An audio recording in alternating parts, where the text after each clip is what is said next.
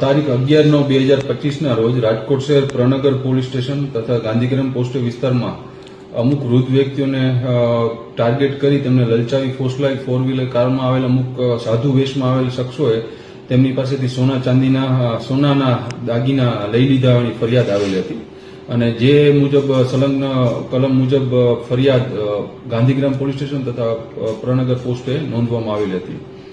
આ અનડિટેક ગુનાના આરોપીઓને પકડવા માટે રાજકોટ શહેર ક્રાઇમ બ્રાન્ચ તથા એલસીબી ઝોન 2 સતત પ્રયત્નશીલ હતી. આ દરમિયાન હ્યુમન સોર્સ તથા ટેકનિકલ ઇન્ટેલિજન્સની મદદથી આ ગુનાના 2 આરોપીઓ બહાદુરનાથ સુરમનાથ પરમાર કે જે વાંકાનેરનો રહેવાસી છે, આ ઉપરાંત દેવાનાથ અજાનાથ બામણિયાને પકડવામાં આવેલ છે. આ ઉપરાંત તેમની પાસેથી 2,38,000નો મુદ્દામાલ પણ કબજે કરવામાં આવેલ છે. હાલ આ બંને આરોપીઓને પકડીને પ્રનગર પોસ્ટે સોંપી વધુ તપાસ તજવીજ ચાલુમાં છે. સાહેબ, મદારી ગેંગ નામ કઈ રીતે પડ્યું ને તે કઈ રીતે કામગીરી કરતા?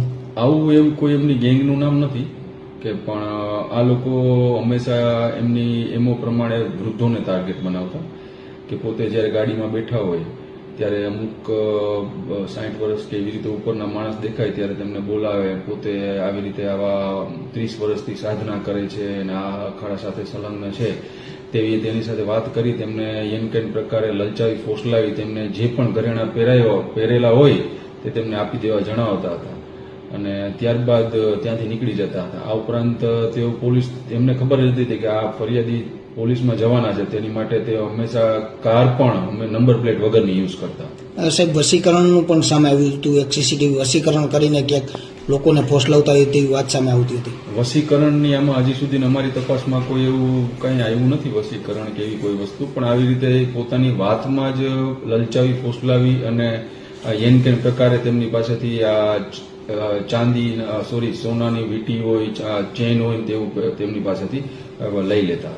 સાહેબ, આ આરોપીનો ગુનાહિત ઇતિહાસ શું? હાલ આ બંને આરોપીઓ છે તેમનો કોઈ ગુનાહિત ઇતિહાસ નથી, પણ આ બંનેને પકડ્યા પછી આપણે રાજકોટ શહેર પ્રનગર પોસ્ટે તથા ગાંધીગ્રામ પોસ્ટેમાં ગુના દાખલ થયેલા ગુના ડિટેક્ટ કરવામાં આવે છે.